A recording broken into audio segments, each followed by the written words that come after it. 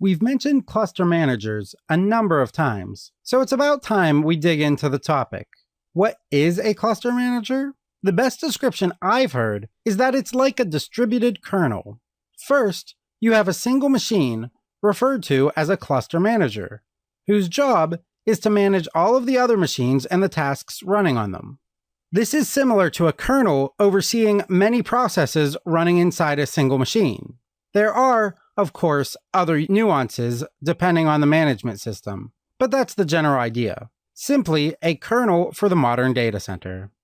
And what are the primary cluster managers used for Spark?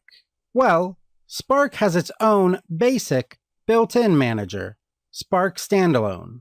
And Hadoop comes with its own manager named Yarn, an acronym for Yet Another Resource Negotiator, which, if you already have Hadoop set up, is convenient and probably your manager of choice. Then there's Mesos, another Berkeley product that's arguably more flexible, but still comparable to Yarn, without the Hadoop baggage. Spark's standalone manager is simple and convenient if all you're looking for is a basic manager, which is often the case. When using Spark Submit, the master URL for a standalone cluster is spark://host address:/port, which by default is 7077. It's safer to use the URI for the host address even if you know the IP, as submission requires an exact match. Otherwise, your submission might fail. The standalone manager works with both deploy modes, client or cluster, and defaults to spreading the work as wide as possible, meaning that if you have a cluster of 3 nodes, each with 3 cores, and you request 3 executors, then it will result in 1 executor being spun up on each machine. But if you set this property to false, then it'll allocate the resources on as few machines as possible. So that request for 3 executors will result in only 1 machine's resources being used. And to set a specific number of cores for that application, you need to submit with the total executor cores option, equating to the spark.cores.max property. Otherwise, its default is to utilize as many cores as is available to the cluster. You can also opt to use the executor cores flag to specify the number of cores to use on each executor, which also defaults to the max available. Okay, that's standalone. Let's now check out the Mesos manager, whose master URL is similar to standalone, changing Spark for Mesos and a default port of 5050. And it supports both deployment modes, but only in 1.4 and forward. Previous versions only supported client mode submission. In order to enable cluster submission, you need to run the start mesos dispatcher.sh script in the sbin directory, passing in the master URL. Beyond the driver submission, Mesos comes with a perk of being able to dynamically allocate resources through multiple run modes, fine and coarse. Fine is deprecated, but can be set via the spark.mesos.coarse property. So, what's the difference? Fine means that each Spark task runs its own Mesos task, allowing the application to scale its resource usages up and down as necessary.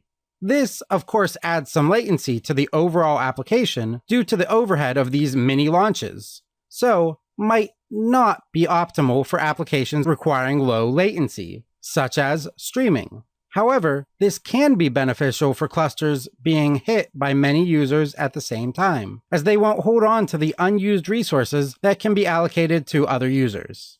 If you choose the default of coarse-grained mode, the latency drops, but the resource usage becomes locked for the duration of the application. Although, as noted, fine-grained mode was deprecated in Spark 2.0 in favor of coarse, where a new overall Spark feature filled this gap, dynamic allocation, enabled by setting spark.dynamicallocation.enabled to true, and utilizing a resource shuffling service, enabled in Mesos via spark.shuffle.service.enabled, as well as You must launch this service on all slave nodes using the Start Mesos Shuffle service utility provided in the sbin directory. If course is selected, then you should also set the max cores as you had to with standalone, as it too will default to utilizing as many cores as possible. However, unlike standalone, the Mesos scheduler will attempt to consolidate the work to as few machines as possible, with no option to spread out the resource usage. That's it for the basics of Mesos. Let's now check out Yarn, whose master submission merely states that it's Yarn. That's because the Hadoop conf dir or yarn conf dir must be set to the path containing the Hadoop cluster configuration files, containing the information needed to connect with the resource manager. Once set, Yarn jobs can be submitted as both client and cluster. You can even set the deployment mode directly in the master option, appending a dash and the mode after Yarn. And, unlike the other two managers, Yarn will force a fixed number of resources, which is set via the num executors flag, defaulting to 2, a number you'll probably want to increase. However, you can also use the executor cores flag to allocate a specific number of cores within each of those executors. Again, this default is set low, at 1. And finally, Yarn has a concept of queues to cap resource usage. If that's enabled, then you can specify your queue via a flag of the same name. Now, as of 2.3, the experimental Kubernetes scheduler was added to meet the impressive growth of this container management tool. And in 2.4, it was enabled for both cluster and client modes. As it's still experimental, I'll leave it at that and defer to the documentation though.